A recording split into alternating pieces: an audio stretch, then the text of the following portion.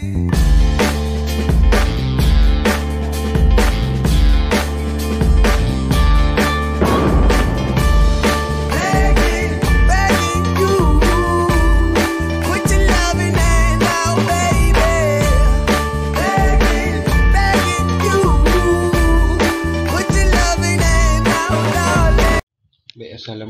warahmatullahi wabarakatuh dan salam sejahtera. Baik, berjumpa kita lagi dalam PDPR online Sains tahun 6. Harap murid cikgu berada dalam keadaan sihat lah. Setelah kita berdoa supaya keadaan negara kembali pulih dan kita dapat bersemuka seperti sedia kala. Baik, untuk minggu ni cikgu masih menekankan berkenaan dengan pengawitan makanan. Pengawitan makanan sambungan daripada minggu lepas.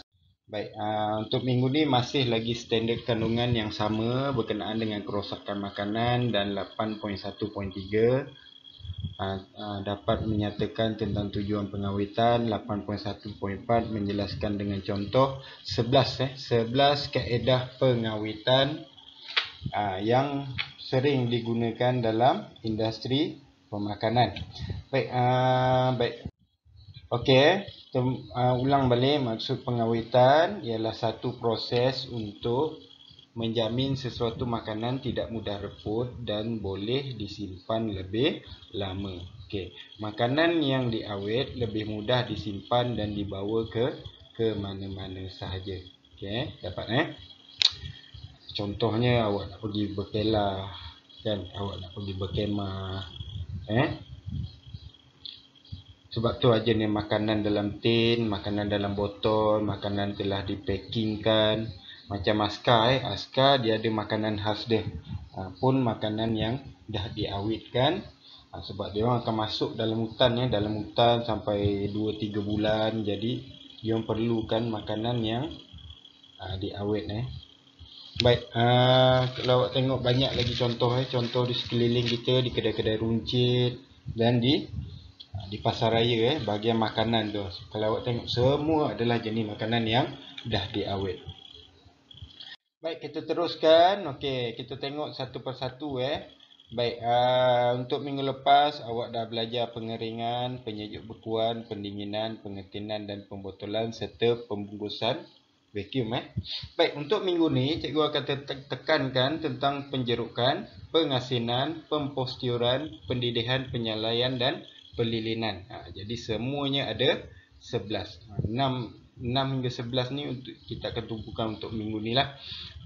Baik, kita masuk satu persatu. Kalau lihat penjerukan yang ke-6 adalah penjerukan. Penjerukan ni di mana makanan direndam dalam bahan yang menghalang pembiakan mikroorganisma. Selalunya larutan perendam ni kita gunakan air garam, air gula dan cuka. 3 bahan ni penting untuk kita buat penjerukan. Contoh bahan makan dia adalah jeruk mangga.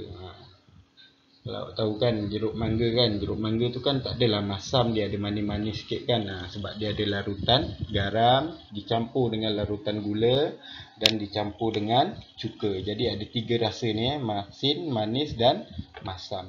Itu adalah penjerukan. Sayur jeruk pun ada, buah jeruk tu lah.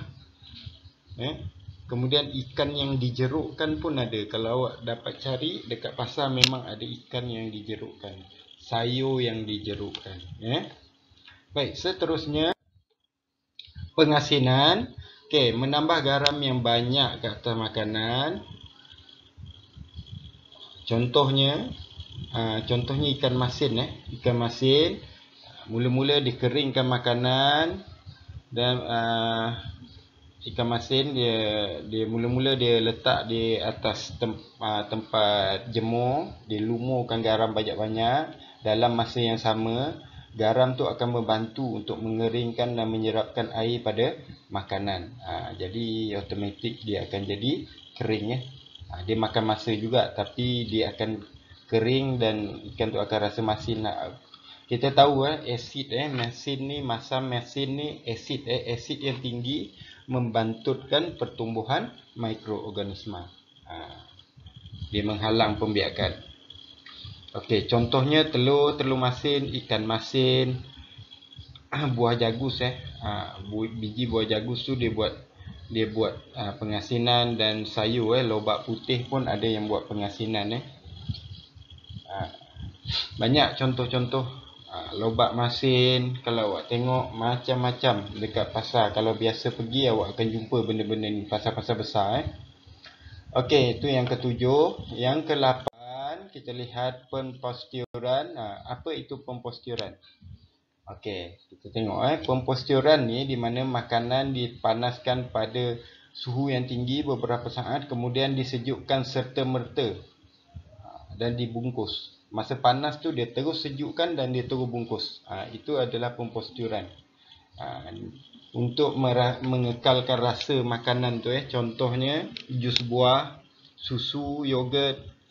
Ini adalah makanan-makanan yang selalu buat pemposturan makanan jenis cecair macam ni, susu, produk tenusu, yogurt, minuman jus buah. Sebab itulah kadang kita minum jus buah masih lagi rasa segar. Dia panaskan kejap je sampai panaskan mendidih, dia sejuk, bungkus, terus sejukkan. Dia bungkus terus masuk tempat sejuk. Tu cara dia. Dia panaskan, dia bungkus, terus masuk ke tempat yang sejuk, terus masuk dalam peti. Sebab tu rasa dia dapat dikekalkan. Baik, yang ke-9 itu pendidihan. Pendidihan ialah proses memanaskan makanan pada suhu yang tinggi. Suhu yang tinggi boleh membunuh kebanyakan mikroorganisma. Kalau awak tengok dekat sini, telur yang direbus, air.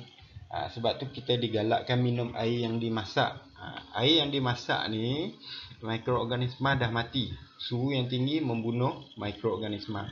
Kadang-kadang makanan seperti rendang, kalau awak perasan, mak awak akan panaskan sampai 2-3 hari dia tahan, betul tak? Bila suhu tinggi awak panaskan, mikroorganisma akan mati. Sebab tu rendang tu tahanlah lama. Faham Baik, yang ke-10 penyalaian. Ini biasa kita tengoklah. Jalan di Kuala Pilah tu banyak sangat ada daging salai, itik salai, ikan keli salai. Itu adalah pengawet dengan kaedah penyalaian. Penyalaian merupakan kaedah mengeringkan makanan dengan cara mengasapkannya untuk tempoh yang agak lama. Salai kadang sampai 12 jam, 18 jam. Bila awak salai tu, haba tu dia membantu untuk keringkan makanan.